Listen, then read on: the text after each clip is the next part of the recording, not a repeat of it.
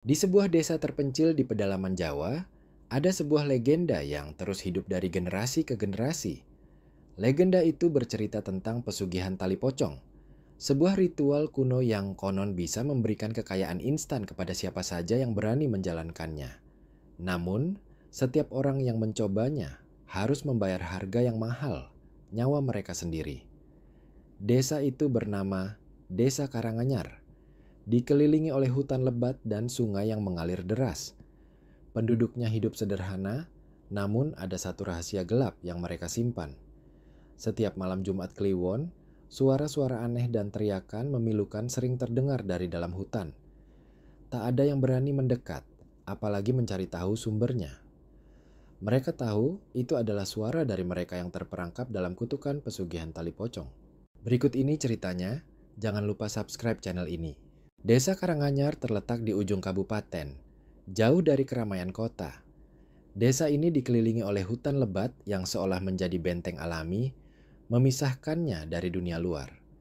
Jalan menuju desa itu berliku, dipenuhi akar-akar pohon besar yang menjalar seperti tangan-tangan raksasa yang siap mencengkeram siapapun yang melintas. Penduduk desa hidup sederhana, sebagian besar bekerja sebagai petani atau nelayan kecil. Namun, di balik ketenangan itu, ada rahasia gelap yang selalu dibisikkan dari mulut ke mulut. Pesugihan tali pocong. Ardi, seorang pemuda berusia 28 tahun, tiba di desa Karanganyar dengan sepeda motornya yang sudah usang. Wajahnya terlihat lesu, matanya berkantung, dan pakaiannya yang dulu rapi kini kusut. Ia adalah pengusaha muda yang pernah sukses di kota, namun kini bangkrut setelah usahanya gulung tikar karena salah urus dan terlalu banyak berhutang. Ardi mendengar tentang pesugihan tali pocong dari seorang teman lama, Rudi, yang berasal dari desa ini. Rudi bercerita bahwa ritual itu bisa memberikan kekayaan instan, meski ia sendiri tidak pernah berani mencobanya. Saya tidak punya pilihan lain, gumam Ardi saat ia memasuki gerbang desa. Ini satu-satunya cara untuk membalikan keadaan. Sesampainya di desa, Ardi langsung mencari rumah Rudi. Rudi, yang kini bekerja sebagai pedagang kecil, terkejut melihat kedatangan Ardi. "Ardi, apa yang kamu lakukan di sini?" tanya Rudi sambil mempersilahkan Ardi duduk di teras rumahnya. "Saya butuh bantuanmu, Rud," kata Ardi dengan suara serius. "Saya dengar kamu tahu tentang pesugihan tali pocong. Saya ingin mencobanya." Rudi terdiam sejenak, wajahnya berubah pucat. "Ardi, kamu tidak tahu apa yang kamu minta. Ritual itu bukan main-main. Banyak orang yang mencobanya, tapi tidak ada yang selamat." "Saya tidak peduli," sahut Ardi dengan nada keras. "Saya sudah kehilangan segalanya. Saya tidak punya apa-apa lagi untuk dikorbankan." Rudi menghela napas panjang. Ia tahu Ardi sudah tidak bisa dibujuk. "Baiklah, tapi kamu harus bicara dengan Mbah Kromo. Dia satu-satunya orang yang masih hidup dan tahu cara melakukan ritual itu." Malam itu, Ardi dibawa oleh Rudi ke rumah Mbah Kromo, seorang tetua desa yang tinggal di ujung desa, dekat dengan hutan. Rumah Mbah Kromo kecil dan tua, dikelilingi oleh pohon-pohon besar yang membuatnya terasa mencekam. Ketika mereka tiba, Mbah Kromo sedang duduk di beranda rumahnya, merokok dengan tenang. "Mbah, ini teman saya, Ardi. Dia ingin bertanya tentang pesugihan tali pocong," kata Rudi dengan suara pelan. Mbah Kromo menatap Ardi dengan mata tajam, seolah bisa melihat langsung ke dalam jiwanya. "Kamu yakin ingin melakukan ini, Nak?" tanyanya dengan suara parau. "Ini bukan jalan yang mudah. Banyak yang sudah mencoba, tapi tidak ada yang berhasil melarikan diri dari kutukannya." Ardi mengangguk mantap. "Saya yakin, Mbah. Saya sudah tidak punya pilihan lain."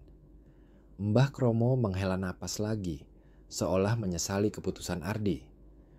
"Baiklah, tapi ingat, setelah ini tidak ada jalan kembali. Kekayaan akan datang, tapi nyawamu adalah harganya." Ardi terdiam sejenak, menelan ludah. Namun, tekadnya sudah bulat. "Saya siap, Mbah." Mbah Kromo kemudian menjelaskan detail ritual itu. Ardi harus pergi ke tengah hutan pada malam Jumat Kliwon, membawa sesajen tertentu dan mengikat tali pocong di tubuhnya. Setelah itu, ia harus mengucapkan sumpah yang akan mengikat jiwanya dengan kekayaan yang ia inginkan. Tapi ingat, kata Mbah Kromo dengan suara berat, kamu hanya punya waktu 5 bulan. Setelah itu, nyawamu akan diambil. Ardi mengangguk meski hatinya mulai dipenuhi keraguan. Namun, bayangan kekayaan dan kehidupan mewah yang ia idamkan terlalu kuat untuk diabaikan. Malam itu, Ardi tidak bisa tidur. Pikirannya dipenuhi oleh bayangan ritual yang akan ia jalani. Ia mencoba meyakinkan dirinya bahwa ini adalah satu-satunya cara untuk mengubah hidupnya. Namun, di sudut hatinya, ada suara kecil yang terus memperingatkannya untuk berhenti. Tapi Ardi memilih untuk mengabaikannya. Malam Jumat Kliwon pun tiba. Langit gelap gulita, tanpa secercah cahaya bulan atau bintang. Suara jangkrik dan binatang malam lainnya terdengar sayup-sayup, seolah-olah alam sedang memperingatkan Ardi untuk tidak melanjutkan niatnya. Namun, tekadnya sudah bulat. Ia berdiri di depan rumah Mbah Kromo, mengenakan pakaian serba hitam seperti yang diperintahkan. Di tangannya, ia membawa sebuah keranjang kecil berisi sesajen, bunga kamboja, kemenyan, ayam hitam, dan sebotol minyak yang baunya menyengat. Mbah Kromo keluar dari rumahnya dengan langkah lambat. Wajahnya terlihat lebih tua dari biasanya, seolah-olah beban berat sedang ia pikul. Kamu masih yakin, nak? Tanyanya sekali lagi, suaranya bergetar. Ardi mengangguk meski hatinya berdebar kencang. Saya yakin, Mbah. Mbah Kromo menghela napas panjang, lalu memimpin Ardi menuju hutan. Rudi, yang sejak tadi diam-diam mengikuti mereka dari belakang, tiba-tiba muncul. Ardi, tunggu. Kamu tidak harus melakukan ini, teriaknya. Ardi menoleh, wajahnya keras. Ini urusanku, Rud. Aku sudah memutuskan. Rudi mencoba menarik lengan Ardi, namun Mbah Kromo menghentikannya. Biarkan dia, Rudi. Ini sudah takdirnya. Dengan hati berat, Rudi mundur dan hanya bisa melihat Ardi dan Mbah Kromo menghilang di balik pepohonan. Perjalanan menuju lokasi ritual terasa seperti berjam-jam, meski sebenarnya hanya memakan waktu sekitar setengah jam. Udara di dalam hutan terasa lebih dingin, dan suara-suara aneh mulai terdengar. Kadang-kadang, Ardi merasa ada yang mengikutinya dari belakang, namun setiap kali ia menoleh, tidak ada apa-apa. Akhirnya, mereka tiba di sebuah pohon beringin raksasa. Pohon itu begitu besar, dengan akar-akar yang menjulur ke segala arah seperti tangan-tangan raksasa yang siap mencengkeram. Di bawah pohon itu ada sebuah batu datar yang ditutupi kain hitam. Sekitar batu itu terdapat beberapa benda aneh, tulang belulang hewan, lilin yang sudah setengah terbakar, dan sisa-sisa sesajen dari ritual sebelumnya. Ini tempatnya, kata Mbah Kromo dengan suara berat. Duduklah di atas batu itu. Ardi menuruti perintah itu. Tubuhnya gemetar, namun ia berusaha tetap tenang. Mbah Kromo kemudian mengambil tali pocong dari dalam keranjang dan memberikannya kepada Ardi. Tali itu terbuat dari kain kafan yang sudah usang, berwarna putih kusam, dan mengeluarkan bau anyir yang membuat Ardi merasa mual. Ikatkan tali ini di tubuhmu, perintah Mbah Kromo. Lalu, ucapkan sumpah ini. Saya rela menyerahkan nyawa saya sebagai ganti kekayaan yang saya inginkan. Ardi mengambil tali itu dengan tangan gemetar. Ia mulai mengikatkannya di tubuhnya, mulai dari dada hingga ke kaki. Saat tali itu melilit tubuhnya, ia merasa ada energi aneh yang mengalir, seperti sesuatu yang hidup merayap di kulitnya. Ketika tali itu terikat erat, Ardi mengucapkan sumpah yang diajarkan oleh Mbah Kromo. Suaranya bergetar, namun jelas terdengar. Begitu sumpah itu terucap, tiba-tiba angin kencang berhembus, memadamkan lilin-lilin yang ada di sekitar mereka. Suara tawa mengerikan terdengar dari segala arah, seolah-olah ada puluhan makhluk tak terlihat yang sedang menertawakannya. Mbah Kromo mengambil beberapa butir beras dan menaburkannya ke arah Ardi. Ritual sudah dimulai, bisiknya. Kamu tidak bisa berhenti sekarang. Ardi merasa tubuhnya semakin berat, seperti ada sesuatu yang menekan dadanya. Ia mencoba berbicara, namun suaranya tidak keluar.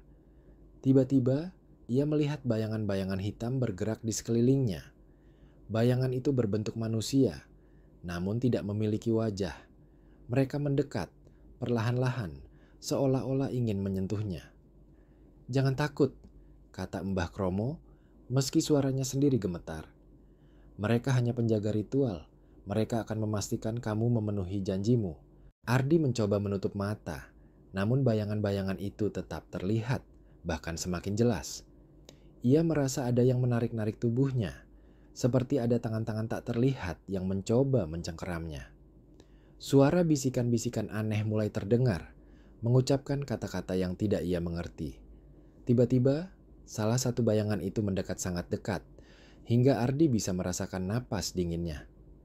"1 bulan," bisik bayangan itu dengan suara serak. "Kami akan menunggumu." Ardi berteriak, namun suaranya hilang ditelan angin. Tubuhnya terasa semakin ringan, seperti ia akan terangkat ke udara. Ia mencoba melawan, namun tali pocong itu semakin mengencang, mencekiknya perlahan. Mbah Kromo yang melihat semua ini hanya bisa berdoa dalam hati. Ia tahu Ardi sudah tidak bisa diselamatkan. Ketika Ardi terbangun, ia sudah berada di rumah Mbah Kromo. Tubuhnya terasa lemas, seperti baru saja berlari maraton. Ia mencoba mengingat apa yang terjadi, namun ingatannya kabur. Yang ia ingat hanyalah bayangan-bayangan hitam dan suara bisikan yang mengerikan. Mbah Kromo memberinya segelas air. "Ritual sudah selesai," katanya.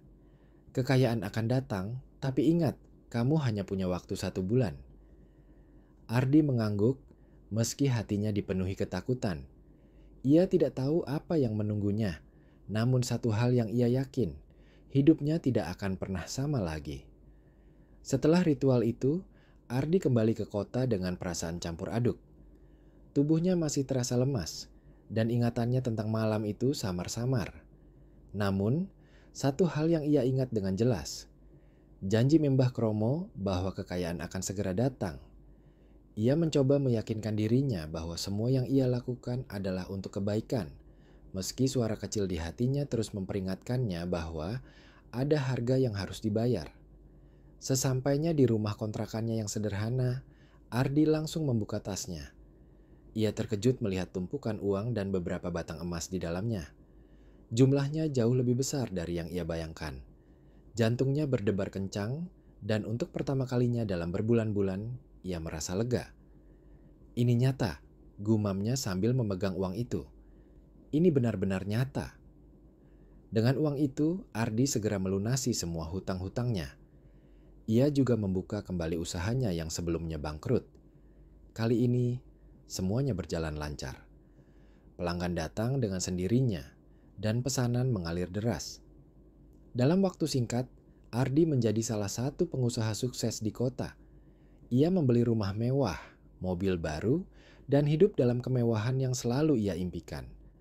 Namun, kebahagiaan itu tidak bertahan lama. Setiap malam, Ardi mulai mengalami mimpi buruk yang sama. Ia bermimpi berada di tengah hutan, dikelilingi oleh sosok-sosok pocong yang bergerak lambat mendekatinya. Mereka tidak memiliki wajah, hanya kain kafan putih yang menutupi tubuh mereka. Suara-suara bisikan aneh terus terdengar, mengulang kata-kata yang sama. 1 bulan, 1 bulan. Ardi selalu terbangun dalam keringat dingin, jantungnya berdebar kencang. Ia mencoba meyakinkan dirinya bahwa itu hanya mimpi, namun perasaan tidak nyaman itu tidak pernah hilang. Bahkan saat ia terjaga, ia sering merasa ada yang mengawasinya. Kadang-kadang, ia melihat bayangan hitam di sudut matanya, namun ketika ia menoleh, tidak ada apa-apa. Suatu malam, ketika Ardi sedang tidur, ia mendengar suara ketukan di jendela kamarnya. Ia terbangun dan melihat ke arah jendela. Di sana, ia melihat sosok pocong berdiri, menatapnya dengan mata kosong. Ardi berteriak dan segera menyalakan lampu, namun sosok itu sudah menghilang. "Apakah saya mulai gila?" gumam Ardi sambil memegangi kepalanya. Selain mimpi buruk dan penampakan, Ardi juga mulai merasakan perubahan aneh pada tubuhnya. Kulitnya terasa lebih dingin dari biasanya, dan ia sering merasa lemas meski sudah tidur cukup. Yang paling mengganggu adalah tali pocong yang ia gunakan dalam ritual itu.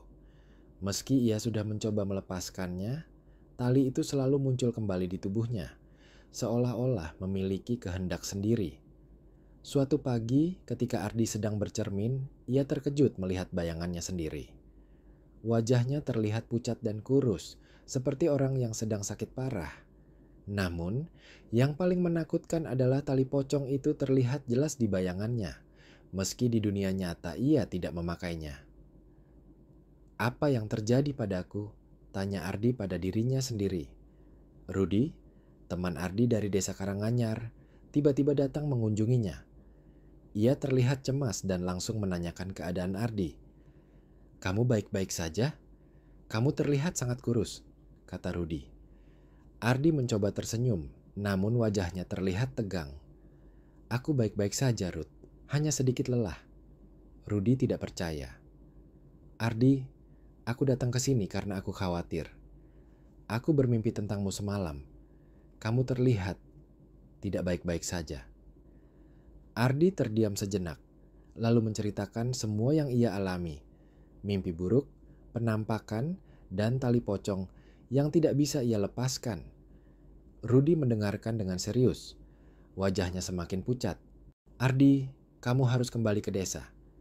Mungkin Mbah Kromo bisa membantumu," saran Rudi. Ardi menggeleng. "Tidak, Ruth. Aku tidak bisa kembali. Aku sudah terikat dengan ini.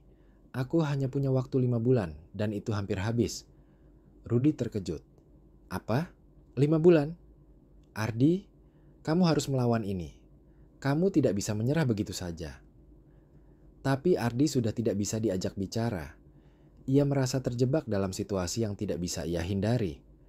Kekayaan yang ia dapatkan terasa seperti kutukan, dan ia mulai menyesali keputusannya. Semakin dekat dengan akhir bulan, Ardi semakin tidak bisa tidur. Sosok-sosok pocong mulai muncul lebih sering, bahkan di siang hari.